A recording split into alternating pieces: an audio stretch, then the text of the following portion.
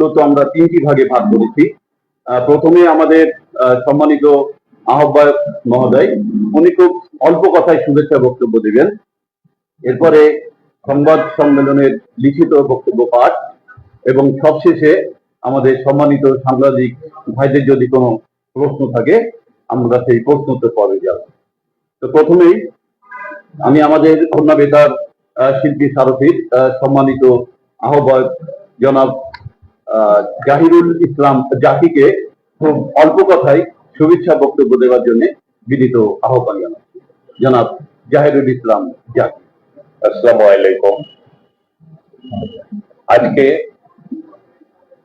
আমরা আপনাদের কাছে এসেছি সাংবাদিক ভাইয়েরা অনন্য উপায় হয়ে। এর আগে বাধ্য হয়ে আমরা মানববন্ধনের রাস্তায় নেমেছিলাম। আপনাদের অক্লান্ত পরিশ্রম এবং অসম্ভব ভাবে আপনারা সহযোগিতা করায় আমরা খুব আপ্লুত। কারণ আপনাদের ইনিশিয়েটিভ নিয়ে ঢাকা থেকে তদন্ত কমিটি এসে গেছে, কমিশনও তারা করে গেছে, যেটা পরবর্তীতে আমাদের সদস্য সচিব মহোদয় উনি বলবেন। আমি আপনাদের শুভেচ্ছা জানাচ্ছি। খুলনা বেতার শিল্পী সমিতির পক্ষ থেকে কৃতজ্ঞতা প্রকাশ করছে আপনাদের প্রত্যেক। এখানে সাংবাদিক ভাইরা ছাড়া আরো সম্মানিত অনেক শিল্পী এখানে উপস্থিত হয়েছেন, অনেক ব্যক্তিত্ব উপস্থিত হয়েছেন। প্রত্যেককে খুলনা বেতার শিল্পী সমিতির পক্ষ থেকে আপনাদের আন্তরিক অভিনন্দন জানাচ্ছি। আমরা এখন লিখিত সংবাদ পাঠের মধ্যে চলে যাচ্ছি। ধন্যবাদ সবাইকে। ধন্যবাদ আমাদের সম্মানিত আহ্বায়ক মহোদয়কে। এবারে সংবাদ সম্মেলনের লিখিত বক্তব্য পাঠ করবেন ইতিমধ্যেই যিনি খুলনা শহরের অত্যন্ত পরিচিত মুখ, তাকে নতুন করে পরিচয় দেওয়ার কিছু নেই। আমাদেরও খুলনা বেতার শিল্পী সারথীর যিনি সম্মানিত সদস্য সচিব জনাব ইকবাল হাসান চুরি। জনাব ইকবাল হাসান চুরি এখন এই সংবাদ সম্মেলনের লিখিত বক্তব্য পাঠ করবেন। বিসমিল্লাহির রহমানির রহিম। সুপ্রিয় সাংবাদিক ভাইয়েরা, আসসালামু আলাইকুম। খুলনা বেতারের সকল পর্যায়ের শিল্পীদের নিয়ে সংগঠিত খুলনা বেতার শিল্পী সারথীর পক্ষ থেকে আপনাদেরকে জানাই আন্তরিক শুভেচ্ছা। আজ আমরা খুলনা বেতারের শিল্পীদের দুঃখ দুর্দশা ও দারুণ অসহায়ত্বের কথা তুলে ধরতে আপনাদের সামনে হাজির হয়েছি। আমরা বারংবার আপনাদের কাছে আপনাদের মাধ্যমে সরকারকে জানানোর চেষ্টা করেছি। বিগত 5ই আগস্ট পরবর্তী সরকারের কাছে নানা আবেদন করেও কোনো সুরাহা না পাওয়ায় আজ আপনাদের মাধ্যমে দেশবাসী সহ বর্তমান নবনির্বাচিত সরকার বাহাদুরের কাছে আমাদের মিনতি পৌঁছে দেবার প্রয়াস নিয়েছি। আশা করছি আপনাদের মাধ্যমে আমাদের দুঃখের কথা যথাযথ কর্তৃপক্ষ সহ সবার কাছে পৌঁছে যাবে।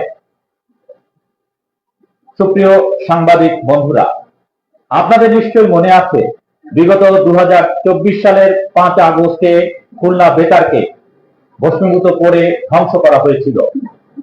সেখানে আমাদের খুলনা বেতারের শিল্পী সমাজের কোনরূপ সম্পৃক্ততা না থাকলেও খুলনা বেতারের পাশাপাশি ক্ষতিগ্রস্ত হয়েছে খুলনা বেতারের শিল্পীরা।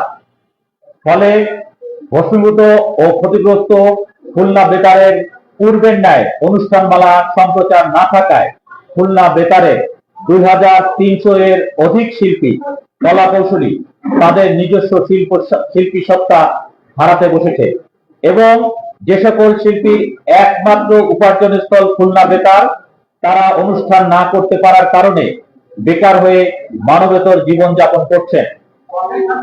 প্রিয় সাংবাদিক বন্ধুরা, আপনাদের সহযোগিতায় গত 11 ডিসেম্বর 2025 খুলনা বেতারের সকল পর্যায়ের শিল্পীদের সংগঠন খুলনা বেতার শিল্পী সারথীর পক্ষ থেকে বাংলাদেশ বেতার খুলনার সকল অনুষ্ঠান পূর্ণাঙ্গভাবে চালু ও বাংলাদেশ বেতার খুলনা সংস্কারের দাবিতে খুলনা বেতারের সকল পর্যায়ের শিল্পীবৃন্দ একত্রিত হয়ে খুলনা বেতারের সম্মুখে মানববন্ধন করেছিলাম।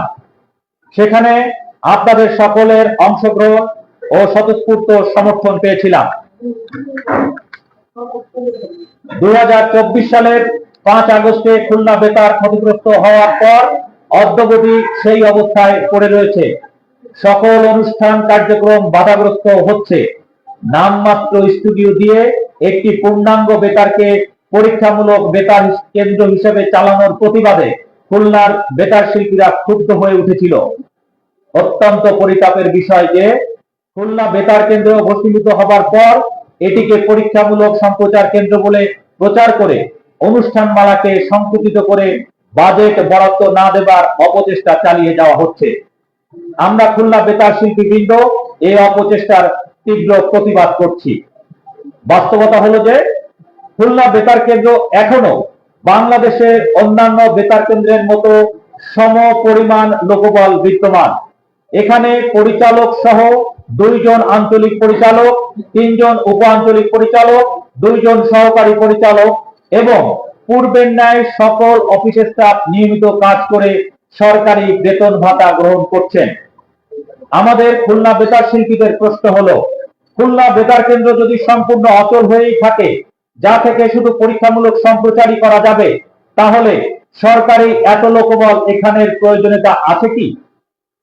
শিল্পীদের নিয়েই বেতার পরিচালিত, সেখানে শিল্পীদেরই যদি কাজ না থাকে, তাহলে সরকারি কর্মকর্তা বৃন্দ কাদের দিয়ে কি প্রচার করবেন তা খুলনাবাসী সহ কারোই বোধগম্য নয়। শিল্পী বাজেট নেই, অথচ কর্মকর্তা কর্মচারীরা ঠিকই মাস শেষে বেতন ঘরে তুলছেন। বেতারে যদি অনুষ্ঠানমালা নাই চলে, তবে এত লোকের আবশ্যকতা আছে কি?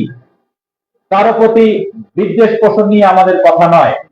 বাস্তব সত্য উপলব্ধি করে পারস্পরিক সহযোগিতার মাধ্যমে সরকারকে সময় উপযোগী যথাযথ পদক্ষেপ নেওয়ার জোর দাবি জানাচ্ছি। পর্যাপ্ত অনুষ্ঠান চালানোর বাজেট না থাকায় শিল্পীরা অনুষ্ঠান থেকে বঞ্চিত হচ্ছে এবং খুলনা বেতারের শিল্পীরা তাদের শিল্পকর্ম থেকে বিরত থাকতে বাধ্য হচ্ছে। তাই বাধ্য হয়ে স্টুডিওর ভিতরে থেকে মাইক্রোফোনের সামনে দাঁড়িয়ে কথা বলা মানুষগুলো রাজপথে দাঁড়িয়ে মানববন্ধন করতে বাধ্য হয়েছিল। আজও আপনাদের সামনে দাঁড়িয়ে খুলনা বেতার শিল্পীদের দাবিগুলোকে সংশ্লিষ্ট কর্তৃপক্ষের কাছে আপনাদের মাধ্যমে পৌঁছে দেবার দাবি নিয়ে দাঁড়িয়েছি। আশা করছি আপনারা আমাদের নিরাশ করবেন না।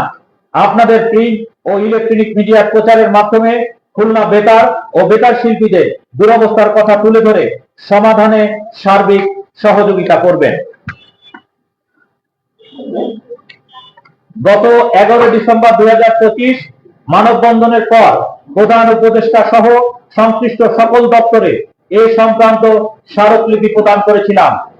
তারই পরিপ্রেক্ষিতে এবছরই 2026 সালের 1 ফেব্রুয়ারি বাংলাদেশ বেতার প্রধান কার্যালয় থেকে একটি তদন্ত টিম আমাদের সাথে সাক্ষাৎ করে এবং আমরা তদন্ত টিমকে খুলনা বেতার শিল্পীদের দুরবস্থার কথা তুলে ধরে খুলনা বেতারকে সচল রেখে খুলনা সহ দক্ষিণাঞ্চলের শিল্প সংস্কৃতির ধারাকে অক্ষুণ্ণ রাখার কথা তুলে ধরি।